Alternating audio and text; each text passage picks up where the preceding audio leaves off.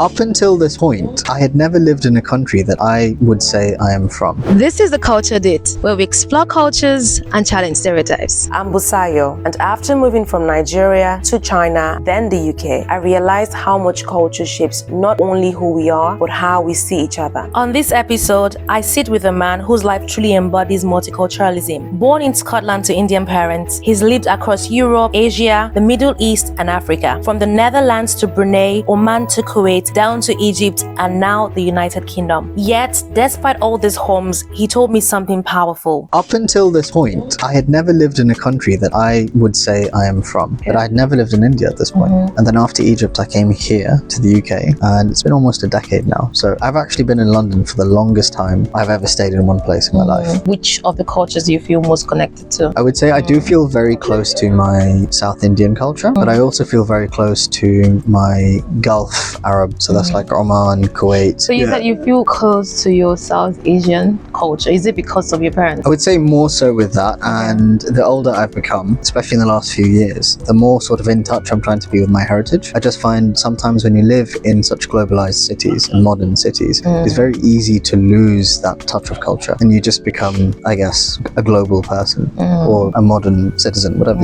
you want to coin it. I'm so blessed to have that Indian heritage where I have all that good food. Okay, so what did you bring today? Today, I brought a lamb pepper curry kind of thing. I can taste a whole mix of flavors. Describe what you're tasting. My very first instinct whenever I try any food is to relate it to my Nigerian food. That's like the homely feeling, you know. Okay, for Nigerian audience, it tastes like stew. I like the spice there. It's not spicy like blinding. It's not like I'm dying. I find if it's too spicy, it masks the flavor, so and that kind of ruins it. So I always like to keep it just enough to maybe one tissue amount. Any more than that is too much. I am excited to try your world of food. I brought some Nigerian food as well, so it's gonna be like an exchange of food and cuisines and cultures. Jollof rice, plantain, and this is beef in some sauce on stew. My best friend is Nigerian, and his mum, and she would come and bring jollof rice in a big ice cream box. Oh goodness. Okay, go for the first bite. Here we go. Tell me if it's the best jollof you've ever had, or you've had better ones. This is good. Really? This is good. A little bit more on the milder side, maybe to cater for Weibo, but I don't know. But I actually grew up around a lot of Nigerian friends when I was younger. Every country I lived in, we had essentially the reason why I kept moving around was because my dad used to be he's in the oil and gas industry. So whenever we moved to any of those countries, they had some form of oil and gas exploration or something. And Nigeria is very rich in oil and resources, right? So a lot of the Nigerian families would be also in these countries as well, because international companies would hire them and they'd be there. So a lot of my friends, Nigerian. So I grew up around the culture. We shared stories about food, about flogging, about everything. I think we have so many things in common. Because as you mentioned, I've seen videos where they're like typical Asian mom or typical Indian mom, and then she brings out the flip flop. I'm like, oh, this is an African mom. There's no way. I'm sorry. This is it. The weaponry is the same. What 3 words describe you best? What 3 words describe me best? Oh, okay. Caring, determined, sensory. Oh, nice. Interesting. Okay. Actually, no, I'll take the last one off. Oh, goodness. Adventurous. I'm very adventurous. I'm putting that in there. I'm still leaving that one there. That's fine. Sensory adventurous. Okay, that's giving me lots of vibes. Okay. In what ways has your culture helped you or made you become sensory, adventurous, determined? I would say the food has been probably one of the biggest aspects to the sensory part. Okay. Because there's so many flavors, so many different types, from spices to sweets to maybe more salty, savory things. So that's more like on the Indian side. But then on the Arab side, there's not so much spice. Okay. The spices are a lot less, but it's more like flavor of meat. Okay. So when they cook lamb, they have a lot of fat on the lamb, and the fat just kind of melts off into the rice and into the biryani or whatever it is, and then you really taste the food for what it is.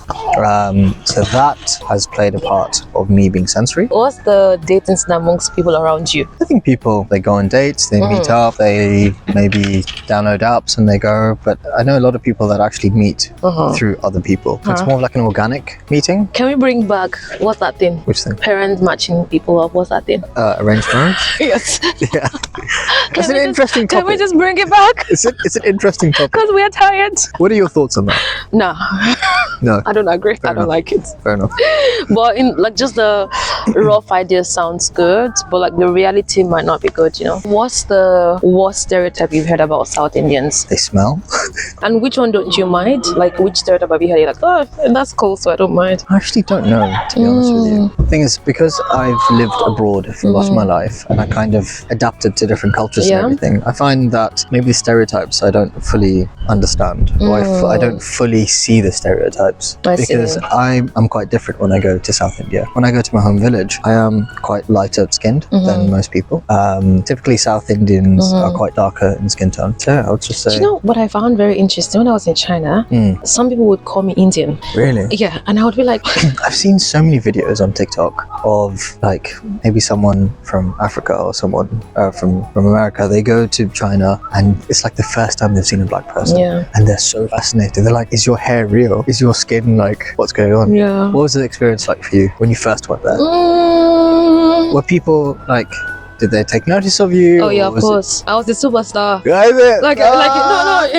In terms of anywhere I went, everyone saw me. Everyone noticed. Everyone knew me. I think it's a quite interesting life, but you're kind of shielded from reality as a foreigner in China because you're a foreigner. You are exempt from some things in terms of. Is that like cultural differences or? Not really. Like you get privileges, if you know what I mean. But what part of your culture do you think would never leave you?